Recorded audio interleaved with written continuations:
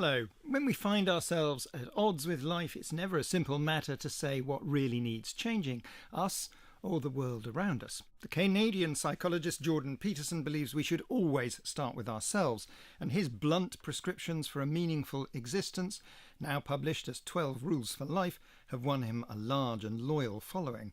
They've also won him a lot of opponents who argue that his arguments about inequality and gender and social hierarchy simply endorse existing injustices. The Irish writer Louise O'Neill comes at these matters from the other direction. She's written about rape culture and the beauty myth, and she's just published a retelling of Hans Christian Andersen's The Little Mermaid, which is not much interested in happy ever after. Hashi Mohammed, who arrived in this country at the age of 9 speaking almost no English, decided that he would have to remake himself to get where he wanted to be. He made it, and he has strong views on the fairy tales and the hard facts of social mobility. And the Pulitzer Prize-winning writer Lawrence Wright has written about his native state, Texas, changing fast right now. Will it end up looking like the rest of America, or make the rest of America look a lot more like it? We're going to start, though, with you, Jordan Peterson. Your book emerges originally from a question on Quora, a website which sort of crowdsourced wisdom. And it was an answer to the question, what are the most valuable things everyone should know? And you've distilled that down to 12 rules. They're very folksy, they're very direct. The chapter titles are things like stand up straight with your shoulders back, set your house in perfect order before you criticise the world, treat yourself like someone you are responsible for helping. I wondered if you had to distill that further, what's the absolute core of the book? What's the last rule that would go if you had a really exigent editor? I would say it would be a rule that isn't particularly expressed as a rule. It would be a summary of the rules, which is take responsibility for everything that you can. That's the fundamental message of the book. And it's because the things that you can take responsibility for are things that you can actually control. And one of the corollaries of that is that you don't blame the world for things that have gone wrong in your life. You don't look outwards and say, it is, for example, the patriarchy, which you don't believe exists. Well, it's better to do everything you can to sort things out at a personal level so that you can be in a position to do a clear-headed analysis of what might be wrong that isn't your doing. And it's a more hopeful stance as well, because it leaves things in your control. And the degree to which you can alter your destiny at least by ceasing to do things that you know to be untrue and wrong, is an open question. And I think people have far more control in that regard than any of us really realize. Okay, well, we'll come back to the consequences of that and what follows from that. Louise O'Neill, you've just published this new version of The Little Mermaid, and you clearly have the notion that there are things wrong with society that need fixing. That, as it were, it doesn't always start with the individual, that the individual is sometimes the victim of forces. Yeah. Well, I mean, I don't see myself as a victim, and I would agree with Jordan that I think that people need to take personal responsibility.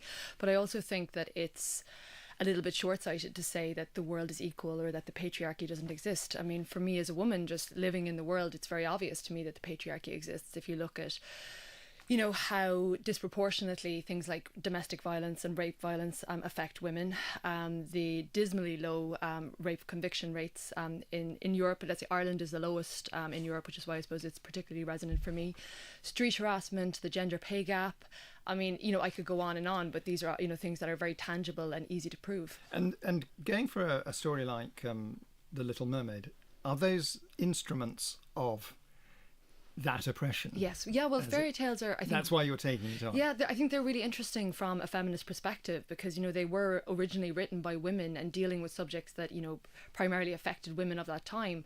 But I suppose they are quite problematic in that the messaging contained within is very didactic and especially contains messages around purity and beauty for women. And when I was asked to rewrite The Little Mermaid from a feminist perspective, I mean, this is a story about a young woman who literally silences herself. She gives up her voice, she sacrifices her home, she sacrifices her family, she mutilates her body in order that a man that she barely knows will find her attractive. So... Okay. Well, there was a lot in it. We'll come back to that a little later. Hashi Mohammed, you haven't given up your voice, but you have changed it very significantly. You came from Kenya when you were 9 years old. You spoke very little English. Yes. You were a refugee. You now work as a barrister in a prestigious London chambers. That is a kind of fairy tale story in some respects, isn't it? Yes, well, I mean, that's what I've been writing about a great deal, and the book that, for example, Jordan is talking about in terms of individual responsibility is something that I grew up with. I remember my grandmother, as you say, I came here as a 9-year-old refugee without my parents. My father had died when I was 9. My mother gave birth to 12 children. And so you can imagine the kind of cards that life deals you. But my grandmother always used to say that you weren't going to be any use to anybody else until you did something for yourself first. And so this message of individual responsibility very much resonates. But where I depart from Jordan's analysis is this idea that I go into a neutral world in which I can do everything I can, and somehow everything else will be fine. But the core message of focusing on yourself, understanding your context before you can attack the world, is something that very much resonates with me and others, and not just the kind of caricature that's been given of Jordans of angry white men, or the kind of other caricatures that we've heard. But there are other disagreements which I'm sure we'll get to in a moment. I'm sure we will. Lawrence Wright, you've written a book about Texas, your home state.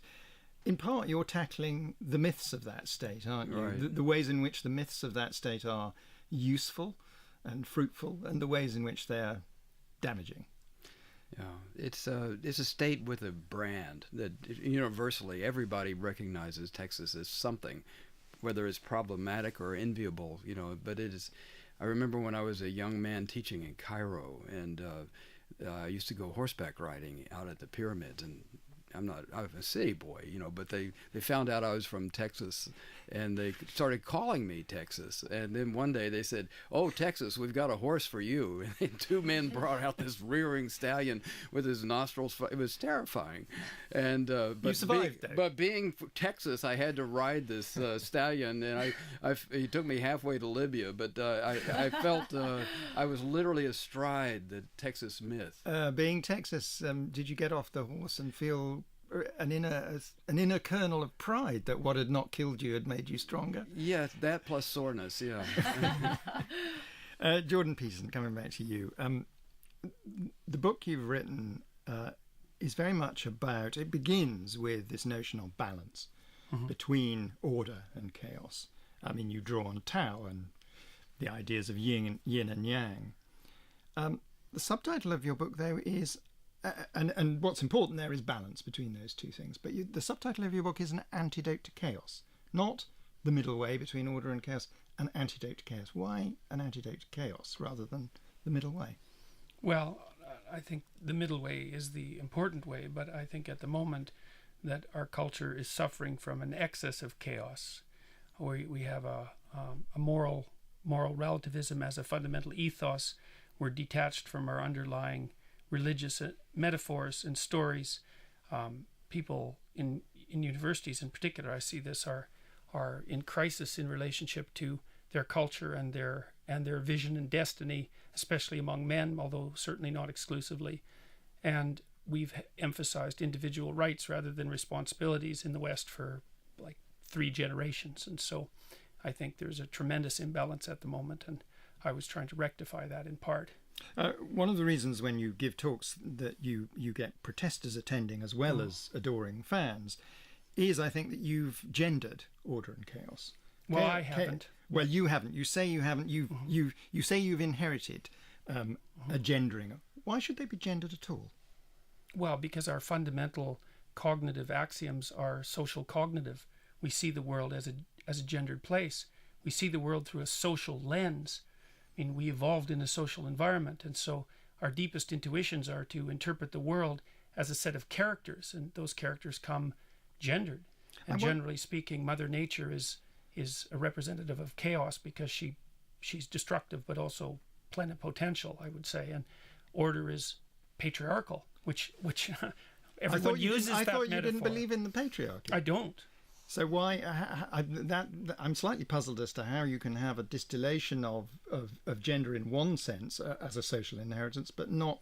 Well, the word patriarchy in our culture has become synonymous with arbitrary tyranny and oppression, and I don't regard our culture as arbitrarily tyrannical or oppressive. And I don't believe the narrative that pits women against men or men against women as the core narrative of our culture. I think that's absurd. Well, I want to pick up that word arbitrary because you talk also about consciousness as being masculine. You have a moment in your book where you say Neumann and Jung, who is very important to you, say that consciousness was masculine. It's symbolically masculine. It seemed almost comically transparent to me that they decide what gender are we going to apply to consciousness? Well, we're men. It probably looks like us.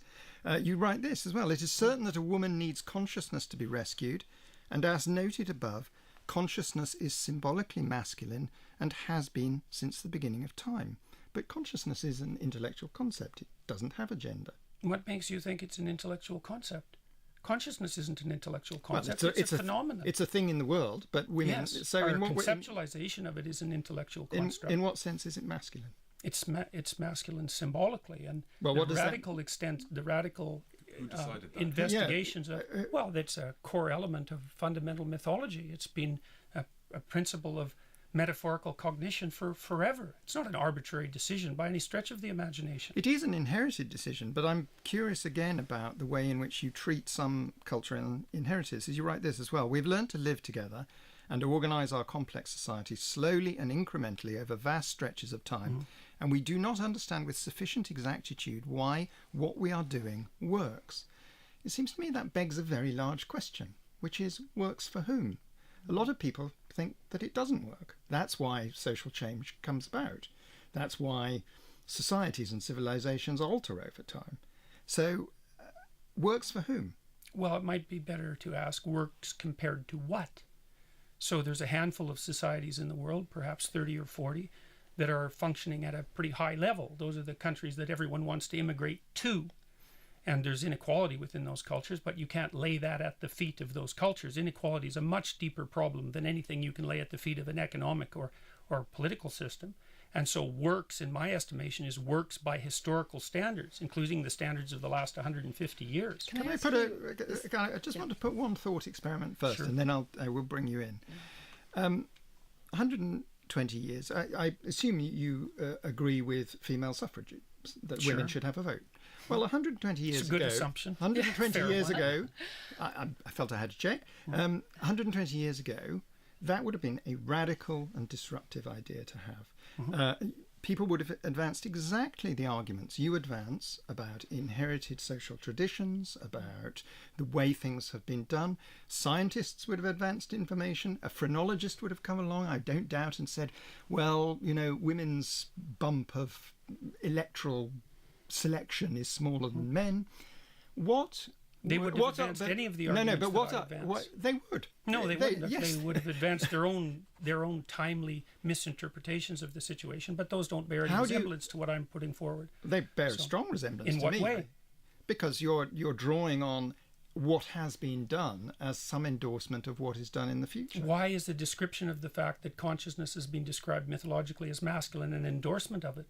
The fact that I'm pointing out something exists in the world isn't an endorsement of it, any more than me pointing out that hierarchies exist is an endorsement of it. But I think you're being a tiny bit disingenuous, because there is a sense of endorsement in the sense that you think we shouldn't struggle against this in our social arrangements. Anyway, sorry, I interrupted you. No, I was really interested there when you said that we can't blame culture for inequality within it. So that's absolutely the case. So inequality is rife in the animal world. Okay. Well, so how do you blame that on human culture or the West? You don't, but why? Yeah, I mean, we're I not think animals. yes. For starters, we're not animals. Well, I'm not justifying that. I'm saying that, look, there is lots of problems with the fact that there are hierarchies, but the problems with the fact of hierarchies are far deeper than you can use a sociological explanation. But shouldn't we tackle them? Shouldn't we attempt to tackle them rather than just explaining them or describing them or giving them gendered identities? Wouldn't it be better to actually say, well, first of all, we don't give them gendered identities. How can we enact real social change? That's a certain perfectly reasonable question. As I said at the beginning, there's a great deal in the book of Jordan with which I agree with. But let's just deal with this point I disagree with you, where you talk about functional hierarchies. You say that they're based on competence rather than power, and therefore actually that what we shouldn't be looking at when we're looking at functional hierarchies is sort of, we need to move away from victimhood, start working on your competence, and the power structures will be functioning in some way for you.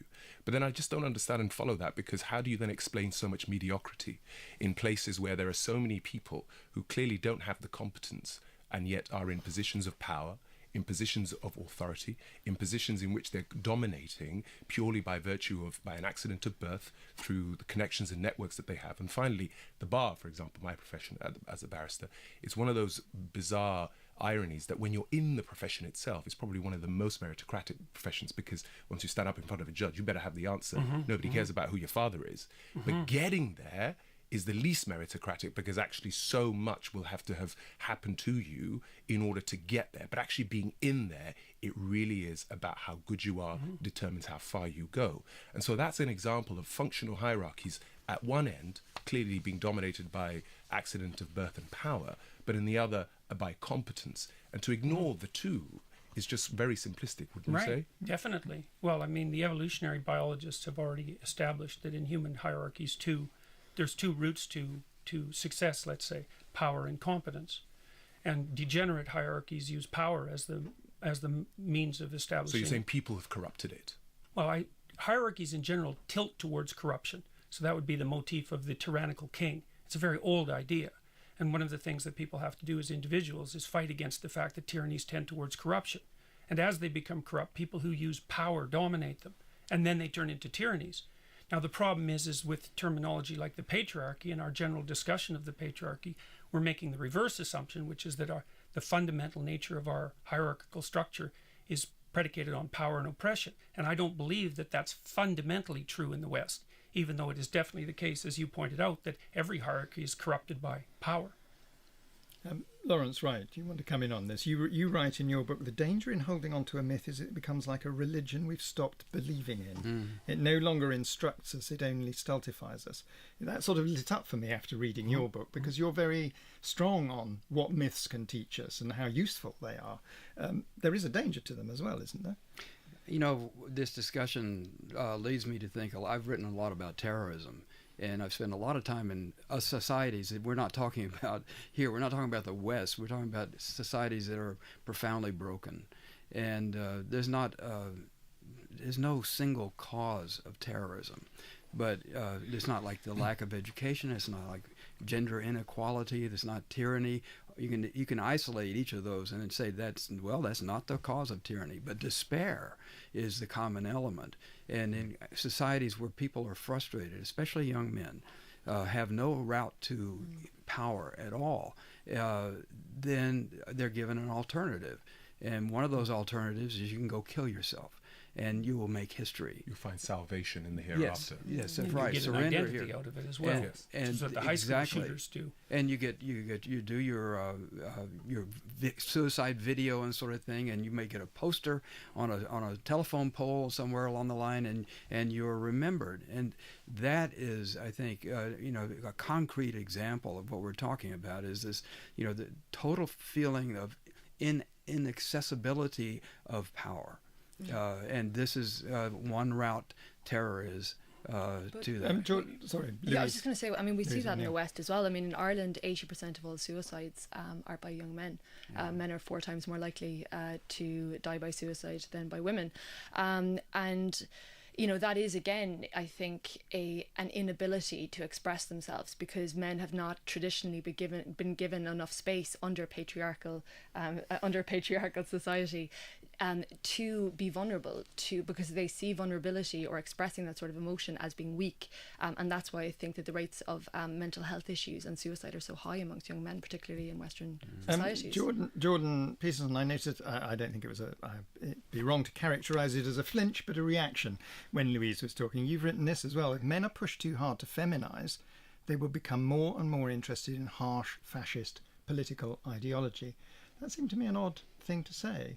It's a standard psychoanalytic idea. It's not a harsh thing to say at all. If you deny people's essential nature, competitive nature, for example, isn't it there's going to be a kickback. And to think of that as enculturated purely is just incorrect. Yes, but isn't it the classic abuser's exculpation?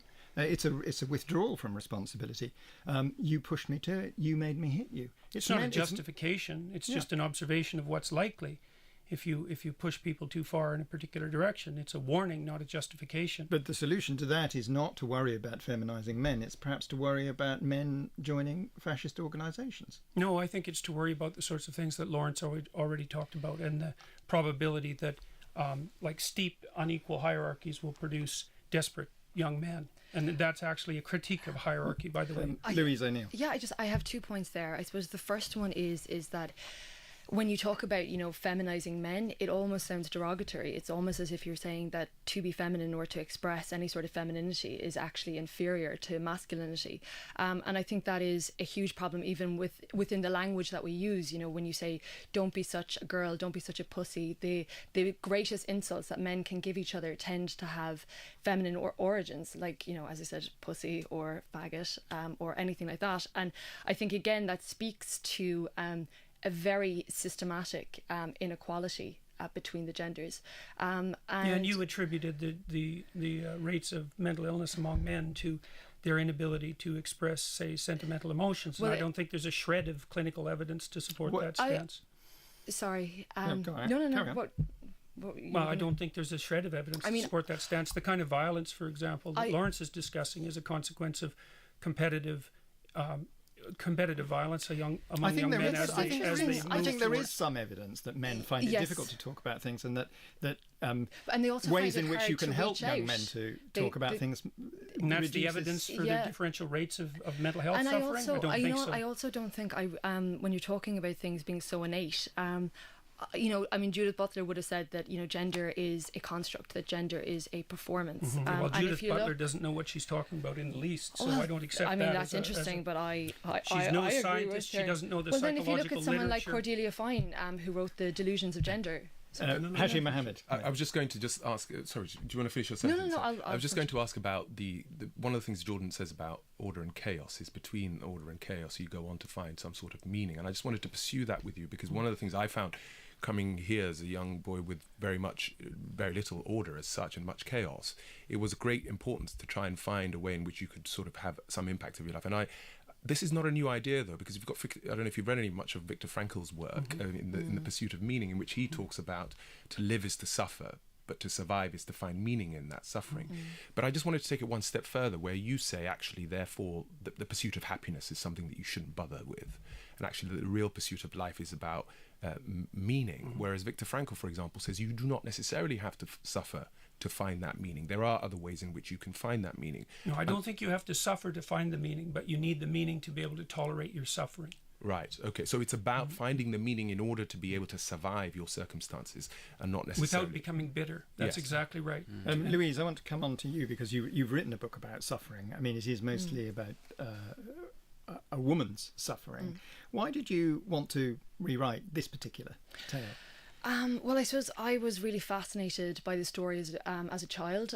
The Disney version came out in 1989. I was 4 years of age, and I think it was the first Disney princess in 30 years, and she sort of imprinted herself onto the psyche of an entire generation of young women. But it was as a teenager, I think, when I began to identify as a feminist, that I started to look at that story and other fairy tales as well through a more critical lens, I suppose, and I could see aspects of it that I found deeply problematic. And I suppose for me, I began to suffer with anorexia at the age of 15, and I had kind of oscillated between anorexia and bulimia for most of my teenage years and well into my 20s. And I started to wonder about the social messaging, contained within stories like these fairy tales, where it was that you have to change your physical appearance in order that a man will love you, and the idea of, I suppose, attaining that sometimes unattainable ideal of beauty in order to win that love. I suppose I just find that really dark messaging, especially to be telling young children. One has to say it's a dark ending to your. You haven't replaced it with as it were, a positive and light-filled. Well, I thought it was much more empowering, actually. Yeah, it's funny. I think that in life I tend to be a bit of a Pollyanna, but sometimes when I sit down to write, I think all of the darkness comes out, and a lot of that is just experience just as a woman living in the world.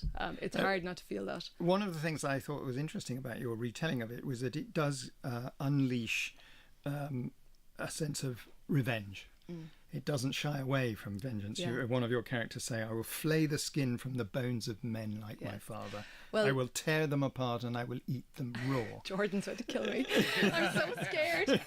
Please help me. Well, he may have things to say about it. Yeah, well, it was when I was doing research, I came across the Rusalka, which is in Slavic mythology, and it is young women who died in very tragic circumstances. So maybe they were jilted at the altar, or they were drowned because they became pregnant with with an unwanted child.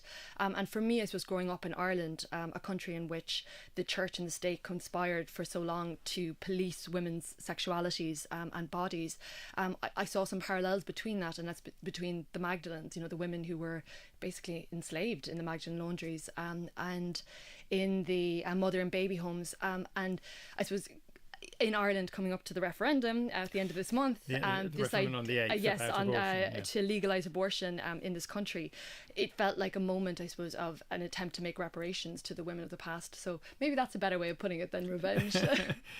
Jordan Peterson, you can't object to that entirely, because your book writes specifically about revenge and a sense of vengeance, and the moments at which it is reasonable to release that.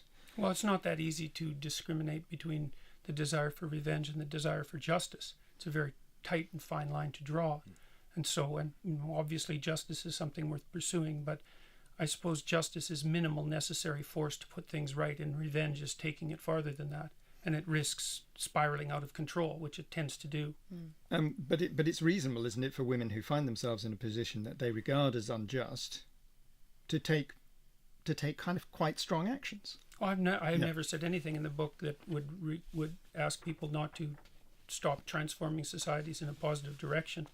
Like I said, the fact that I describe the existence of hierarchies outside the human realm and point out that you can't attribute the existence of hierarchies to any particular political system doesn't mean that I justify the facts of their existence or am ignorant about their shortcomings. You do write about revenge like this, though. You say at one point in the book, when should you start pushing back against oppression despite the danger?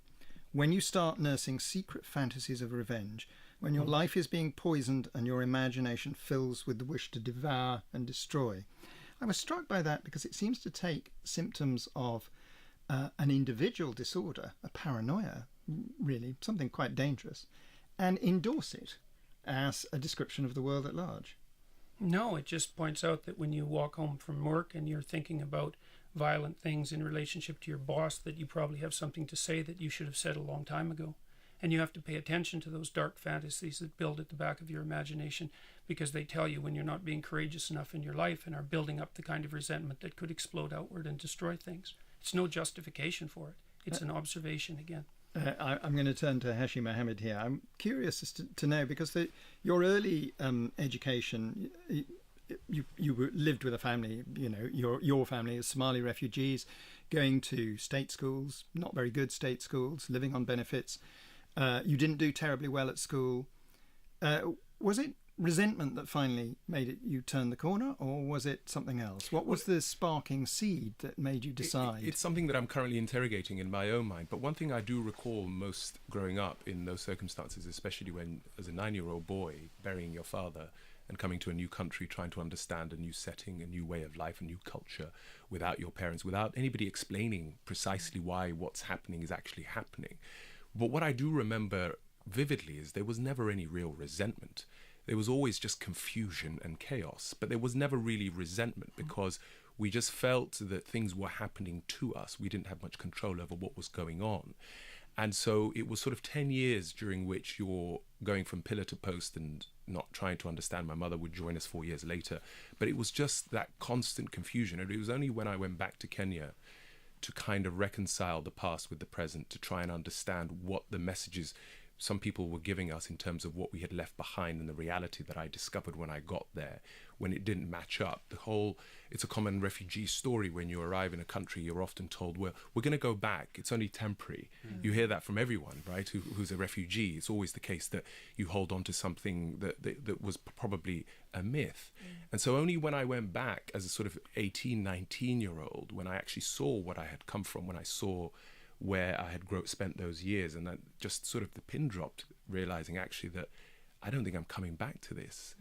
And it was at that moment that sort of the mist kind of lifts, and you think to yourself, okay, now I understand. Now finally I can actually concentrate on making something of myself, and I find myself to be where I am now. What's interesting, though, is that the Somali community is in trouble at the moment. It is a sort of beleaguered refugee community in this country, and not everybody makes that choice. Yes. Some go to crime, some go to I've got many Drugs? siblings who've ended up in prison. I've got siblings who've had issues with mental health, and I mean that journey of mine is not necessarily a common one. That's quite right. How did you do it? How did you manage to avoid being resentful and taking a path that would lead you down instead of up? I genuinely could not answer that without sort of being disingenuous looking back. I don't think there was any conscious decision about that. What I do recall fundamentally, for example, is that we were raised by women, because most of the men had either perished in the war or my father died in a car crash. And so one of the things that my auntie, my grandmother, my mother often made was they just kept us busy. And one of the ways they just kept us busy was you went to school, you came back, you went to play football, you basketball, bicycle. Every waking hour that we had was occupied with some form of activity, which meant that we didn't have time to hang out in the streets. We didn't have time to be idle. We didn't have time to do anything else but just be physically and mentally healthy. Now, as people can hear, you obviously did not decide the world is going to take me as I am. You adapted. You Yes. described social adaptation as a chameleon-like trick. One of the Yes. questions I want to ask you is this the authentic you, or is there a set of authentic yous, Well, and you choose which is Yes, I mean, useful for which occasion? English is my third language, if you can believe it. I was born in Kenya to Somali parents, and Swahili was my first language. Then I spoke Somali and then English. But for me, I'm not the same person as I was as the 9-year-old boy who arrived here with very little English, to the 15-year-old boy who barely passed GCSE English, to the 32-year-old who's broadcasting on Radio 4 as I did with my documentary. But we change, we grow. The idea that humans are static and sort of this one person throughout your life is one of the biggest falsehoods that we sell people, and that's something that I'm constantly talking about. And similarly, when I speak to my mother or other elder persons in my family, we speak in Somali, which is my mother tongue. But I could be talking to my young cousins in street slang, but then I could be in court saying my lord and my lady. But the idea that somehow I'm not being authentic in one setting or the other is just poisonous. Yeah, and it is poisonous. You wrote something interesting recently. You said about social mobility. You said sometimes increasing social mobility means not expecting your employee to look, sound, and as if they attend the same club as you. Yes. But Yes. clearly you do. Yes. You do look and sound as if you attend the same club. So you've made a decision to do that. I do, but then again, I did go to Oxford University for a period So of the time. process had and I started did work earlier. at the BBC for some time, and I am a member of the Bar of England and Wales. So this was the natural I progression. suppose my question is: Would the chambers in the Inns of Court be better if, as it were, there were more people who listened to grime rather than opera? Undoubtedly. So how do you make that happen? Undoubtedly, if we had a legal profession in which how you sounded did not matter, it would be ideal. But then there's a difference between the world as I would like it to be and the world as I find it. The world as I find it is an English and British culture that is completely and utterly obsessed with how people speak, and quite frankly, whether you are heard depends on what you're saying, but also how you're saying it. And so if that penny has dropped for you, it seems to me that you've got a choice to make. Either you figure out the way in which you're going to adapt and become more effective at communicating, or stick to some ideals that won't come to fruition for centuries, if not a lot longer than that, long after you're gone. Do you seek out pupils now that you're in a position to do it from All the time I try my best to find more people, because again, as Jordan was saying, in an ideal world it should be about competence, not nothing else. But in reality, it's not just about competence, Yeah. frankly. And I think that's Lawrence, right? This is it's so germane to what you've written about as well. That sort of this Texan notion: we are not going to change ourselves to fit what America thinks should be right. They're sort of fiercely loyal to a certain notion of a way of speaking, a way of being, aren't they? Yeah, and I think it ties into this general conversation with the question of resentment. Growing up in Texas, I felt resentful of the Eastern establishment. But this resentment is a powerful force in, I think, all of our societies. And I think Donald Trump is a perfect expression of the resentment that so many people in America felt towards the mainstream political establishment. He is an expression of it. And the resentment against the West. All of these are built on the idea that they have something that we don't have, and that we're being kept from it. And as long as you have a society, and Texas is very, still has this sense that the government, the federal government, is the problem. It's the outsiders. It's not exclusive to Texas. There are lots of people in America and all over the West that feel resentment against outside authorities. But I think it's the sense that there is a club. And, you talk about joining the club. And I joined the club too, but there's still a sense that I don't belong. That, I'm in under... You mean in New York, in a journalistic world right, in New York? Right. Like when my editor asked me to explain Texas, it was like, it called into question, my credentials. One of the threads of your book is that if we look at Texas and understand Texas, we understand to a degree where America is going. Yeah. Is that a baleful prospect or a... It's to some extent, yeah. I mean, Texas has 29 million people now, and it's expected to double by 2050, at which time it will be about the size of California and New York combined. And its economy is growing, the fourth quarter of 2017 at 5.2%. The only other state that even got 4% was Idaho, and I don't know what accounts for that—a burst in potatoes, I suppose. But it's outstripping all the other states, and so there's a great deal to be learned and appreciated about the model that Texas has created. Is adoration of entrepreneurialism and free enterprise and so on. And the downside of that is rather heartless social policies. I get more downside from your book than upside. I mean, you write that Dallas is a far better city because Kennedy died there. You write at one point, now I look out at the country and wonder if America is turning into Dallas 1963. What did you mean by that? Well, I grew up in Dallas and was there when Kennedy was killed. It was a city where the politics were running off the rails. Speaking of the politics of resentment, it was perfectly expressed in Dallas then. And that's why people accused Dallas of killing Kennedy, which was absurd. He was killed by a Marxist. Well, I didn't know we had Marxists in Dallas. I scarcely knew any Democrats. But it was riding high. It was so cocksure of itself. And then came the assassination and the humiliation that followed. To be from Dallas after that, it was a tremendous stigma. And some cities would behave differently, I'm sure. No other city in America was ever taken down the way that Dallas was. But there is some sort of kinship between humiliation and humility. And Dallas went through that process, and I was there during the time when the police were killed, and the way that the city reacted to that was so noble and so vulnerable. I think it is transformed itself into a far different culture. And the reason I said that if Kennedy had to die somewhere, I'm glad he died in Dallas, because Dallas took the opportunity to use that tragedy to become a better place to live.